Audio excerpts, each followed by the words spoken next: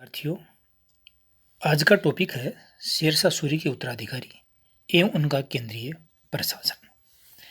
इससे पूर्व चैप्टर में हमने शेरशाह सूरी के जीवन एवं उपलब्धियों पर अध्ययन किया था। आज शेरशाह सूरी के बाद उसके जो उत्तराधिकारी थे उन पर चर्चा करते हैं। शेरशाह सूरी की मृत्यु 1545 ईस्वी में हुई थी और उसके बाद उसका छोटा पुत्र जलाल खां, जो इस्लाम शाह के नाम से गद्दी पर बैठा, उसने लगभग 8 वर्ष शासन किया। इस्लाम शाह ने अपनी सेना में महत्वपूर्ण सुधार किया और सेना को श्रेणी प्रणाली का में प्रचलित कर दिया, जो पहले नहीं थी।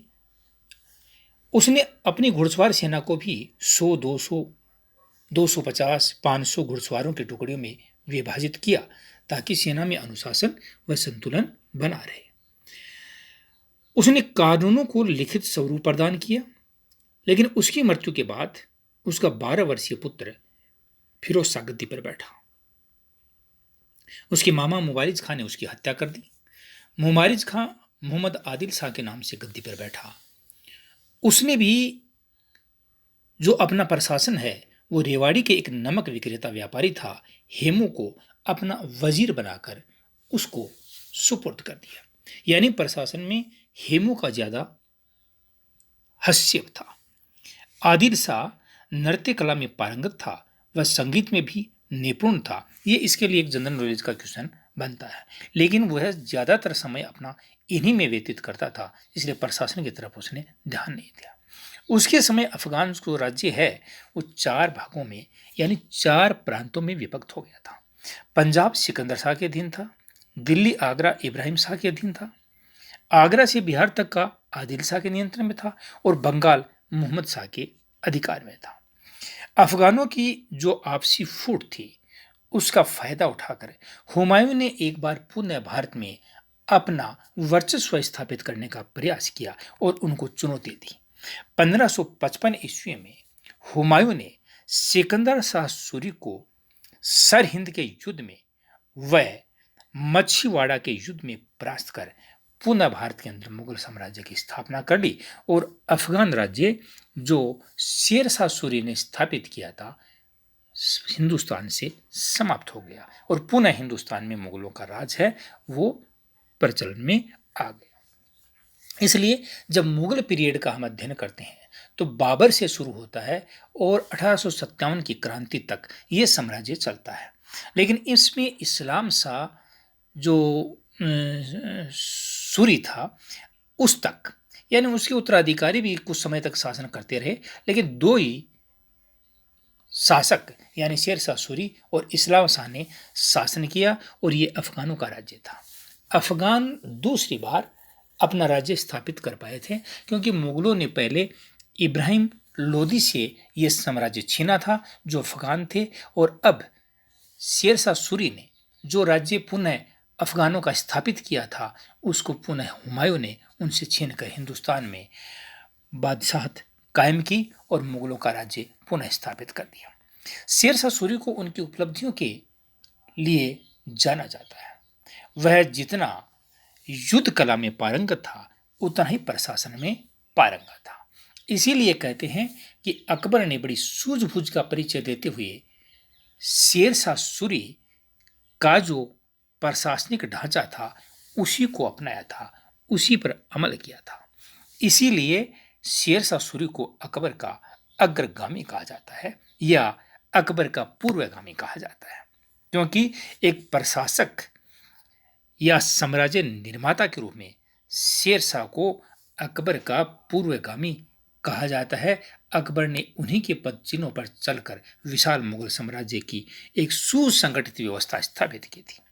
शेरशाह ने नई प्रशासनिक व्यवस्था स्थापित नहीं की थी, बल्कि सल्तनत काल से जो चली आ रही थी प्रशासन व्यवस्था उसी में थोड़ा बहुत परिवर्तन करके उसी को पुनः स्थापित किया था और एक नया रूप दिया था। डॉक्टर कानूनगो ने शेरशाह को अकबर से भी श्रेष्ठ रचनात्मक बुद्धि वाला और राष्ट्र निर्माता शासक मानते हैं। परमात्मा शरण ने भी शेरशाह को शासन व्यवस्था का सुधारक शासक कहा है, मौलिक व्यवस्थापक नहीं, क्योंकि जो प्राचीन व्यवस्था थी उसी को उसने सुधारा था। शेरशाह सूरी ने अपने केंद्रीय प्रशासन को कई भागों में विभक्त किया था। यद्यपि प्रशासन पूर्ण रूप से उसके हाथ में था, वह समस्त शक्ति का केंद्र था। उसी के आदेश ही कानून बनते थे।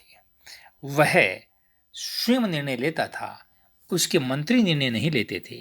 लेकिन फिर भी उसने एक मंत्रालय का कुशल शासन संचालन व शेरशाह सूरी उस योग्य मंत्री से सलाह लेने के लिए योग्य मंत्रियों के हाथ में अपने केंद्रीय प्रशासन को 4 प्रमुख विभागों में विभक्त कर योग्य व्यक्तियों को सुपुर्द कर दिया। यद्यपि ये योग्य व्यक्ति केवल शेरशाह सूरी के आदेशों का ही पालन करते थे। शेरशाह सूरी के केंद्रीय प्रशासन का पहला विभाग था दीवान वजारत। वजीर इसका प्रमुख होता था और इसके पास वित्त विभाग होता था। दूसरा था दीवान आरिज, यह सैन्य विभाग होता था। सेना के संगठन, उसके रसद, भर्ती करना, सैनिकों की के पर नियंत्रण रखना, उनमें अनुशासन करना आदि की देखभाल करता था। परंतु सैनिकों की भर्ती व सेनापति का काम शेरशाह स्वयं करता था। इसका मतलब यह है कि संपूर्ण शक्ति इसके हाथ में नहीं थी, बल्कि इतना कह सकते हैं हम कि ये जो काम उपयुक्त हमने इनकी चर्चा की है, ये सारे काम दीवान आरिज देखता था। दीवान रसालत ये विदेश मंत्री होता था। दूसरे देशों के साथ क्या नीति अपनानी है, शांति, युद्ध, उनके साथ क्या व्यवहार रखना है, ये सारी सलाह दीवान रसालत का मुखिया होता था, वो शेरशाह सूरी को देता था। चौथा विभाग था दीवान इंसाफ। इस विभाग का मंत्री साई घोषणाओं व आज्ञाओं को लिखता था, जो समय समय पर शेरशाह सूरी द्वारा जारी किए जाते थे। इसके अलावा न्याय विभाग के लिए दीवान काजी प्रमुख होता था। दीवान बरीद ये गुप्तचर विभाग का मुखिया होता था। डाक विभाग भी इसी के अधीन था। ये 2 और मंत्री थे जो सीधे शेरशाह सूरी के नियंत्रण में रहते थे। अब चर्चा करते हैं प्रांतीय प्रशासन की। डॉक्टर कानूनगो के अनुसार उसके समय प्रांत नहीं थे, अपितु उनका जो समस्त राज्य था वो 47 सरकारों में विभक्त होता था। सरकार एक तरह से जिला के समकक्ष होती थी। यद्यपि ये कहा जाए ये पूर्ण सत्य है, ये नहीं है। केवल उसने कहा जाता है कि बंगाल, अविभाजित बंगाल एक बहुत बड़ी शक्ति था। यहाँ का जो सूबेदार होता था वो कई बार विद्रोह पर उतर जाता था, इसलिए उसने प्रशासनिक सुविधाओं की दृष्टि से 47 सरकारों में बंगाल को विभाजित किया था। बंगाल के सूबे को सूबेदार के अधीन रखने के स्थान पर सरकारों में बांटकर उसको सिकदारों के अधीन कर दिया। सिकदारों के अधीन करने से ये हुआ कि ये बंगाल कई विभागों में विभक्त हो गया, इसलिए वहां पर कोई भी अधिकारी अब ऐसी स्थिति में नहीं था जो शेरशाह के खिलाफ विद्रोह की स्थिति में हो। सिकदारों की सहायता व उन पर रजन रखने के लिए एक असैनिक अधिकारी अमीन ए बंगला या अमीर ए बंगला को नियुक्त किया। ये इन 47 जो सिकदार थे या सरकार थे उन समस्त पर यह निगरानी रखता था। बंगाल के अतिरिक्त शेष साम्राज्य इक्ताओं में बटा हुआ था। ये इक्ते सूबे या प्रांतों के रूप में ही थे, यानी इक्ता या प्रांत एक ही मानना चाहिए। हालांकि सभी इक्तों में एक समान प्रशासनिक व्यवस्था नहीं थी। वो जो क्षेत्र था उस क्षेत्र की आवश्यकताओं के अनुसार उसने सैनिक व्यवस्था व प्रशासनिक व्यवस्था स्थापित कर रही थी। इक्ता के गवर्नर को हाकिम, फौजदार, मोमिन आदि कहा जाता था। वे अपनी सैनिक टुकड़ी रखते थे तथा कानून और व्यवस्था बनाए रखते थे और उसके लिए वो उत्तरदायी भी होते थे। अब प्रांतों या इक्ताओं को उसने कई सरकारों में, सरकार का मतलब है जिला, में बांट रखा था। इक्ता सरकारों में विभाजित था और प्रत्येक सरकार में 2 प्रमुख अधिकारी होते थे। एक सिकदार ए सिकदारान, दूसरा था मुंसिफ ए मुंसिफान। सिकदार ए सिकदारान ये तो पूरा का कार्य जो करता था उसका मतलब था कि ये फौजदारी मामले ज़्यादा देखता था। सेना, शांति व्यवस्था आई है। मुंसिफ एवं मुंसिफान ये विशेष करके न्याय या राजस्व का काम है वो देखता था और बाकायदा इसका वो रिकॉर्ड रखता था। सिकदार कानून व्यवस्था बनाने में प्रमुख भूमिका होती थी उसकी। सैनिक अधिकारी भी होता था। फौजदारी न्याय के मामलों को भी वह देखता था। जहां बंगाल के मुख्य सिकदार केंद्र द्वारा नियुक्त होते थे, वहीं अन्य इक्ताओं के सिकदारों की नियुक्ति इकतादार स्वयं करता था। अब यह दो तरह की व्यवस्था है, यानी बंगाल के अंदर तो जो, क्योंकि बंगाल तो एक प्रांत था ही नहीं, इसलिए वहां पर 47 सरकारें थी, तो उस 47 सरकारों के सिकदार तो स्वयं शेरशाह सूरी के द्वारा तय होते थे, और बाकी जो इक्तेदार थे उन इक्तेदारों के द्वारा ही अपने इक्ते के अंदर जो सरकार थी उनके अंदर सिकदार नियुक्त किया जाते थे। यही व्यवस्था मुंसिफ या मुंसिफान की थी। ये राजस्व संग्रह का कार्य करता था, लेखा जोखा रखता था और दीवानी मुकदमे यानी दीवानी न्याय के काम यही करता था। अब प्रत्येक जो सरकार थी वो परगनों में विभक्त थी, और परगनों के अंदर भी ये होता था कि प्रत्येक जो सरकार थी यानी जिला था वो 2-3 परगनों में, जैसे आज जिला है वो उपखंडों में विभक्त होता है, इसी तरह से वो विभक्त थे।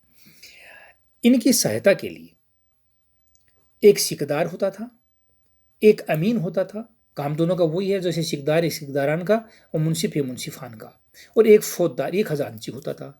और फारसी व हिंदी के 2 कारकुन यानी लिपिक होते थे जो लिखने का काम करते थे। सिकदार का कार्य वही शांति और व्यवस्था बनाए रखने का, तो मुंसिफ का वही भूमि की नाप जोख रखना, राजस्व संबंधी काम निपटाना, लगान की वसूली करना, उसको अपने उच्च अधिकारी तक पहुंचाना। मुंशी परगने में दीवानी मुकदमों का भी निर्णय करता था। आज भी यही व्यवस्था है कि एक जो हमारी जुडिशियल है उसके अंदर तो ये होता है कि न्यायालय की भी अलग व्यवस्था होती है, लेकिन जो दीवानी संबंधी मामले हैं, जमीन जायदाद संबंधी है, वो एसडीएम या कलेक्टर के द्वारा संपादित किए जाते हैं। वही व्यवस्था उस समय थी। ये दोनों चीज़ पैरेलल चलती थी।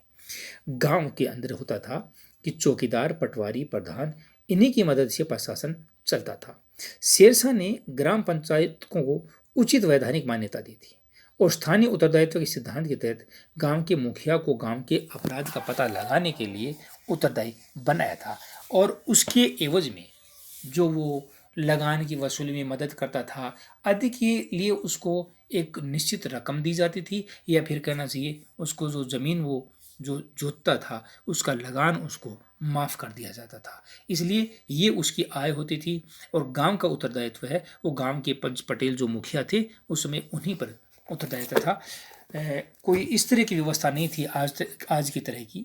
गांव विशेष करके आत्मनिर्भर थे, और गांव के लोग ज़्यादातर यही रखते थे कि जो भूमि उनके पास होती थी उनका एक हिस्सा राजस्व के रूप में दे देते थे, और वो स्वतंत्र रहते थे। धन्यवाद।